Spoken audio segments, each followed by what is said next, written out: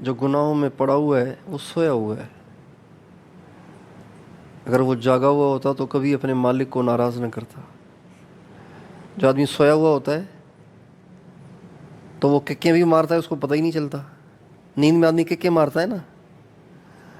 ہیں، ہم ایک دفعہ جماعت میں چل رہے تھے تو ایک نوجوان میرے پاس سو رہا تھا. سویا اس طرف، اٹھا یہاں سے، پتہ ہی نہیں چلا بیچارے کو کہ میں مولوی صاحب کے اوپر سے پھلانگ کے ادھر جا رہا ہوں. میں نے بھی کچھ نہیں کہا، بھائی ٹھیک ہے، جو رگڑا دینا دے دو بھائی.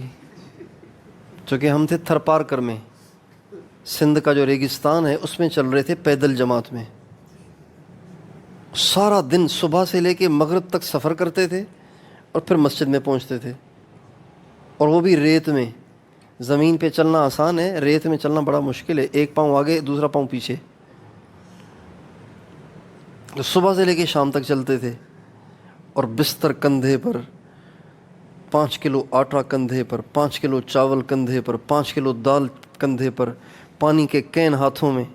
یہ ساری چیزیں ساتھ لیے لیے چلتے تھے، چونکہ وہاں پہ دکانیں بھی نہیں، بازار بھی نہیں، چیزیں بھی نہیں ملتی، پانی بھی نہیں ملتا. تو تھک جاتے تھے تو وہ سوتا تھا ادھر، اٹھتا تھا یہاں سے. تو نیند میں پتہ ہی نہیں چلتا آدمی کو. تو جو لوگ اللہ کو ناراض کر رہے ہیں یہ نیند میں ہیں، انہیں پتہ نہیں کہ ہم کس کو ناراض کر رہے ہیں، ہم کیا کر رہے ہیں.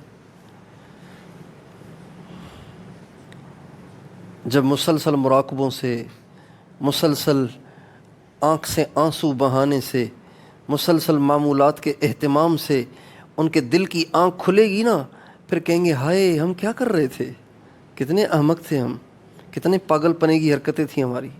اس دن سمجھ میں آئے گی.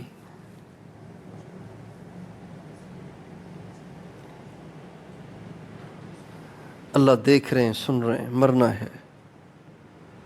ہر وقت یہ دھیان رہے.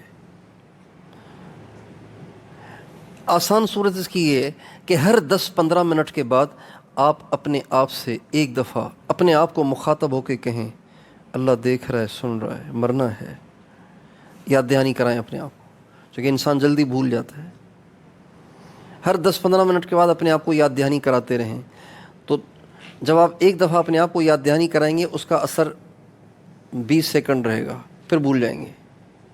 پھر یاد دہانی کرائیں گے، اب 40 سیکنڈ رہے گا، اب 1 منٹ رہے گا، 2 منٹ رہے گا، 3 منٹ رہے گا، ہوتے ہوتے پھر 24 گھنٹے یہ دھیان رہے گا. اور جس دن یہ حاصل ہو گیا نا، جس دن یہ دھیان ہمیں مستقل حاصل ہو گیا تو گناہوں سے جان چھوٹ جائے گی. گناہوں کے لیے ہمیشہ سے، گناہوں سے ہمیشہ کے لیے جان چھوٹ جائے گی. اور ہمارا سونا اور کھانا اور پینا بھی پھر عبادت بن جائے گا.